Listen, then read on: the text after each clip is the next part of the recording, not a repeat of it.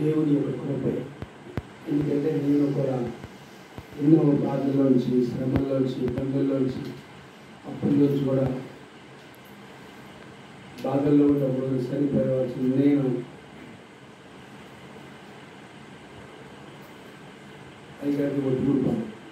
Usual పక్కన ఒట్టుకుంటాను. నేను మా చిన్న అబ్బాయి 10th క్లాస్ చదువుతున్నాడు. నేను చనిపోదాం అనుకునే సమయంలో మా అబ్బాయికి కళారు నుంచి 7వ తారీఖు ఎగ్జామ్ అయిపోయిన తర్వాత చనిపోదామని న్యూస్ మీద అడిగారు. ఏదైనా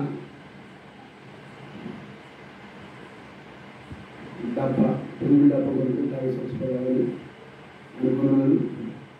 ఆ తర్వాత న్యూస్ ఫస్ట్ ఆయన అయ్యగారు నాన్న ఆమోస్ అయ్యగారు, మా ఆత్మీయ తండ్రి గారు, వారి యొక్క ఒట్టుకున్న వాళ్ళు ప్రతి సంవత్సరం ఏప్రిల్ 3, 4, 5, 7 తారీఖులు సభ జరిగాయి. సరే ఆ రోజు వాళ్ళు ఫస్ట్ చూశారు. సరే సభలకు వెళ్ళాను. ఈలోగా 7వ తారీఖు కల్లా మా అబ్బాయి ఫస్ట్లు అయిపోతాయి. ఆ తర్వాత చనిపోదామని ఆలోచన చేశాను.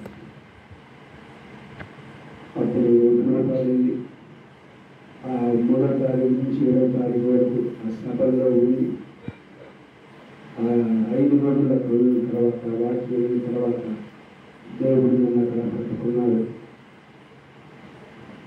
అప్పుడు ఆత్మీయ తండ్రి గారు ఆమోస్ గారి దగ్గర నేను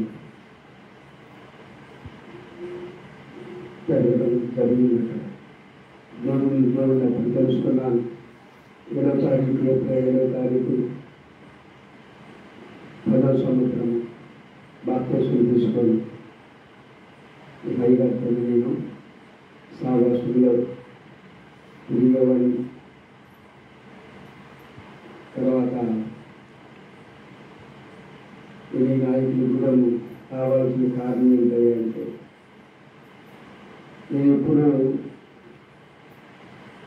నన్ను బ్రతికించిన యేసయ్య నాలాంటి అందరూ నశించిపోకూడదు.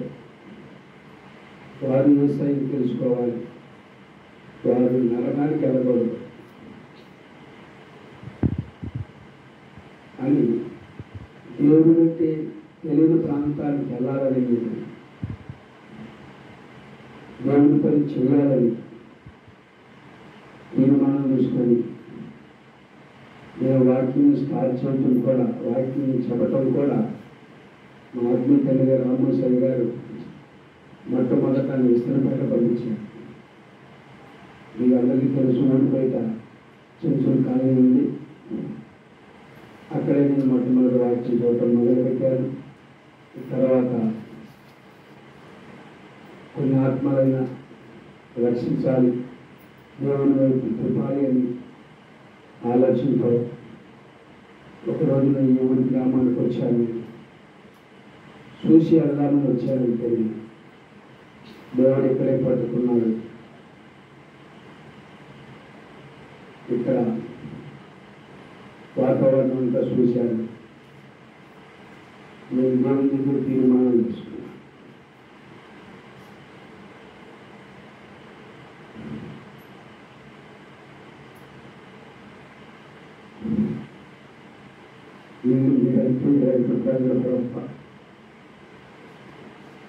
నా ప్రాణం ఉన్నంత తొలిగి కనుక నేను నన్ను ఏం చేసినా మీకోసం ఆయన ఇక్కడే పోరాడతాను, నేను ఇక్కడే మీ పరిచయం చేస్తాను, మీరు అప్పచెప్పని పని నమ్మకంగా చేస్తాను అని ఒక తీర్మానానికి వచ్చి నేను చిత్రమని చేసిన ఏమో బాగా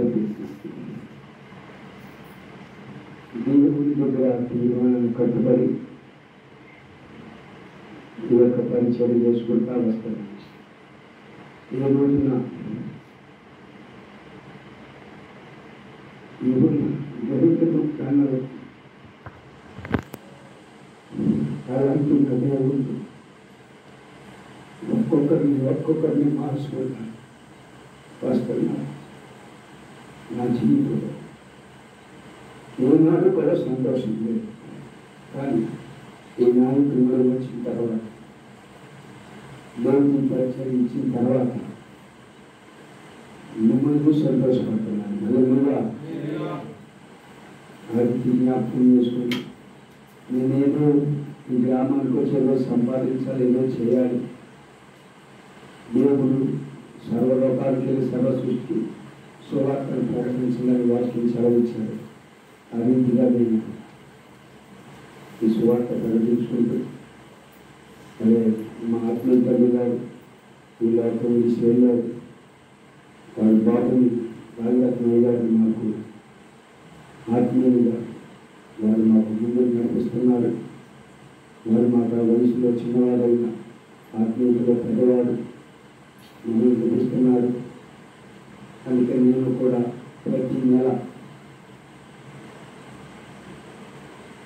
7వ తారీఖు 1 రోజు పైన ప్రతి నెల నేను ఇంట్లో కోరికలు జరిపించాలని ఆశపడుతున్నాను.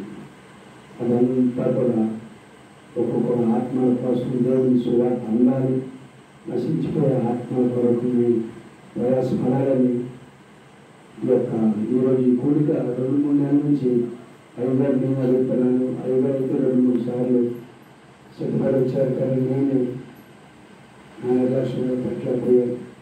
మరి పేదలు కూడా నిర్లక్ష్యం రాకుండా ప్రతి నెల ఈ నాయకుల గురువు ఈ గురువుల సువార్త ప్రకటించాలి. ప్రతి నెల కూడా నేను ఈ కార్యక్రమం జరిపించాలని అందరూ ప్రార్థించేది దేవుడు సాక్ష్యం.